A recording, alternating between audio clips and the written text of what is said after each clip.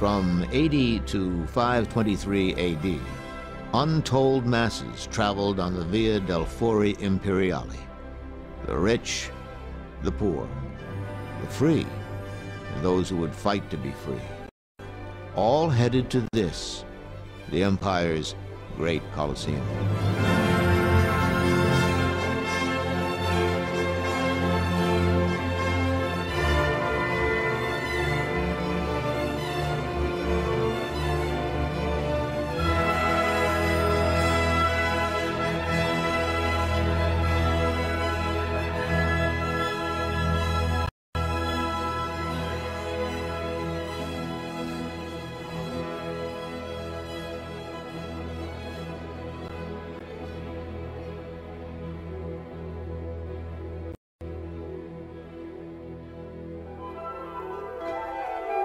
Behind the Campidoglio lies the Roman Forum, the heart of the ancient city, where commercial, judicial, and political elites once mingled outside the Temple of Saturn, or on the steps of the Senate chambers.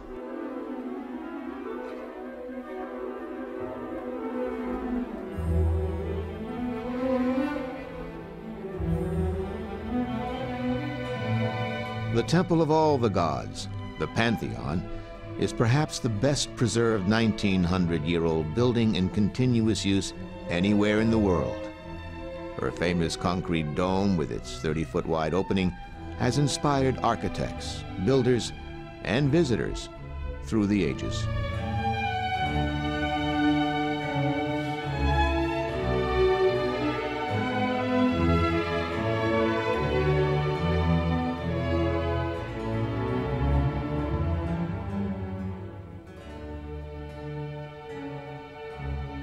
Practice your Italian.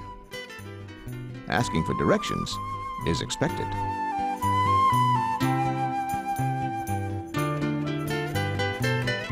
See Neptune's shell chariot. Before leaving, make sure to turn your back, make a wish, and toss a coin into the fountain.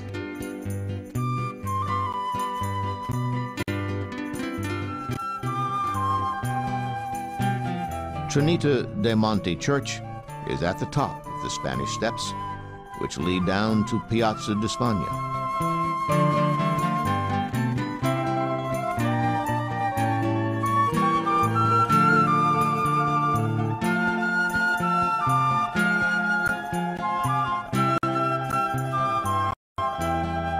English poet John Keats once lived in the corner apartment at the foot of the steps.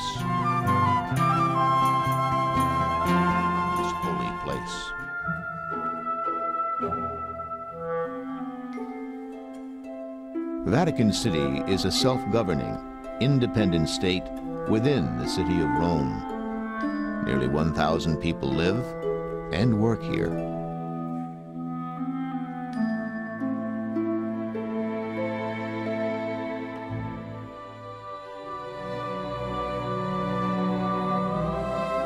This huge piazza that fills with the faithful and tourists on special days of the year is the creation of master sculptor and builder Gian Lorenzo Bernini.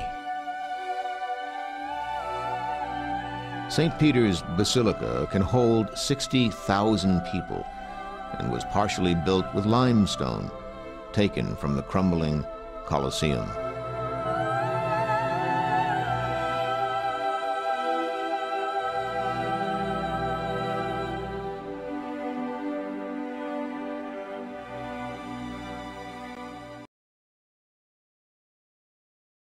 Medici family that made Florence the artistic center of Europe and brought to its portals the greatest artists and thinkers of the age, creating the flowering we now call the Italian Renaissance. The Duomo is perhaps the most recognizable symbol of Florence. The Cathedral of Santa Maria del Fiore was built of pink and green and white marble quarried from surrounding regions.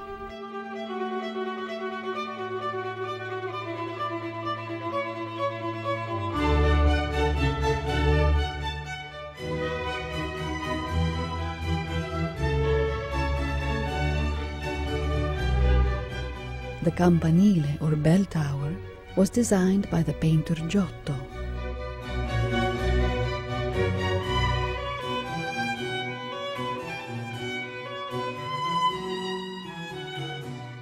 The cathedral was capped in 1434 by Brunelleschi's magnificent dome. It was 14 years in the making, and the largest dome that had been built since antiquity.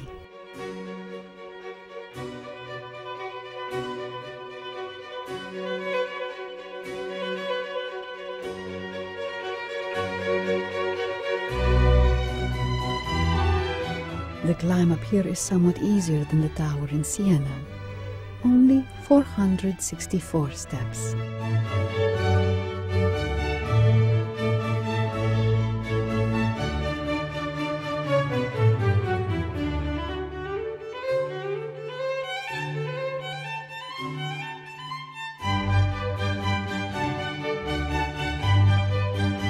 To the entire world.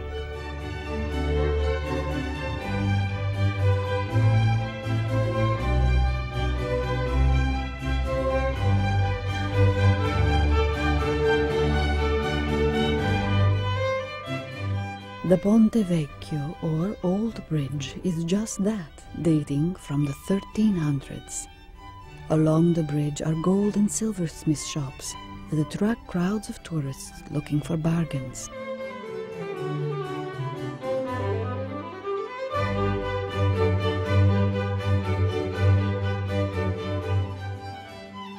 From the Fountain of Neptune at its base to the startling vista from the tower of the Palazzo Vecchio, home of the Florence city government, takes us more than 300 feet above the Piazza della Signoria, the city's most popular meeting place.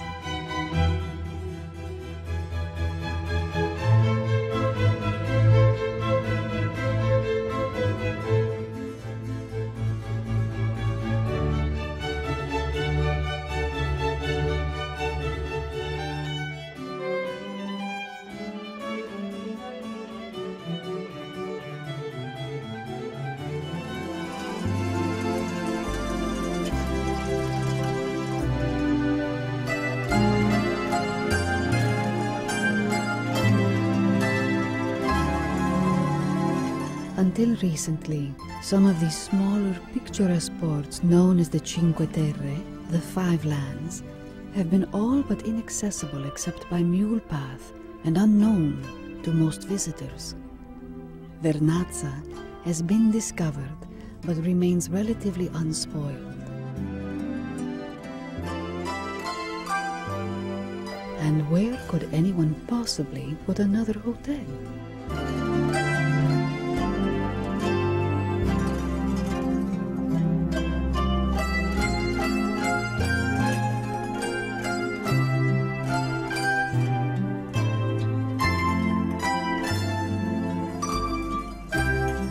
The southernmost of the Cinque Terre resorts, Porto Venere, retains the look of a medieval village on a jut of land protected by rampart walls and a hilltop fortress.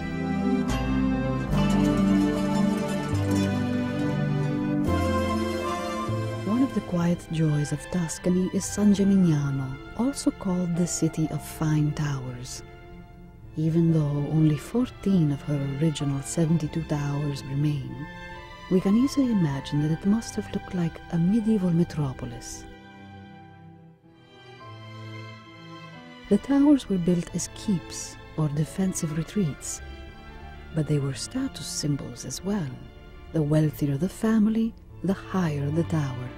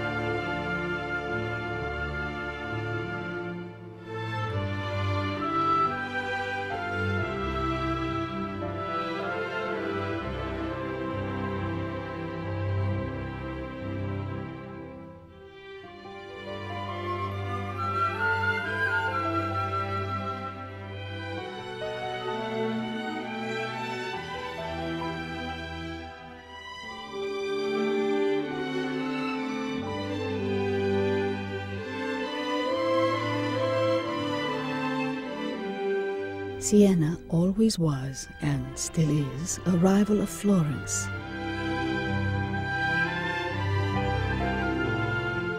We see this even in their respective cathedrals.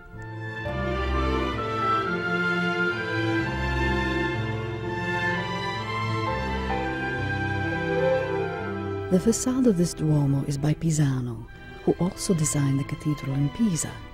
The green and white marble bell tower is notable because the number of openings increases as you go higher up the tower.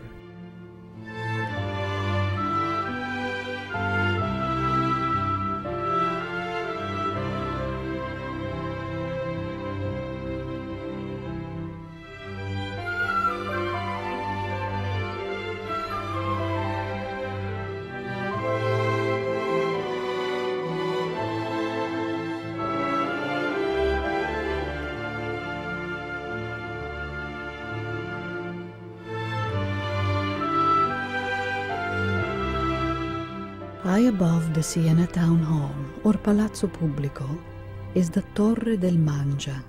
A small fee will entitle you to climb the 503 steps to the top.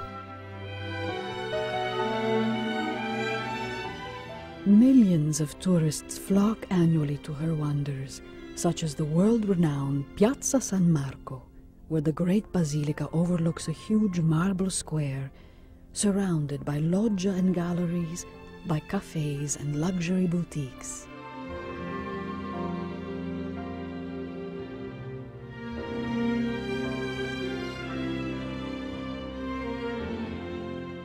Venice's famed vaporetti, or water buses, ply many of her 150 canals, although the motoscafi, water taxis, are quicker and more efficient. Gondolas, of course, provide the most romantic way around this city of 100 islands. The Rialto Bridge on the city's Grand Canal has been a rendezvous for lovers since it was built in 1588. It is identifiable by its pronounced hump, so designed to let tall galleys pass beneath it. The bridge also marks the city's business center,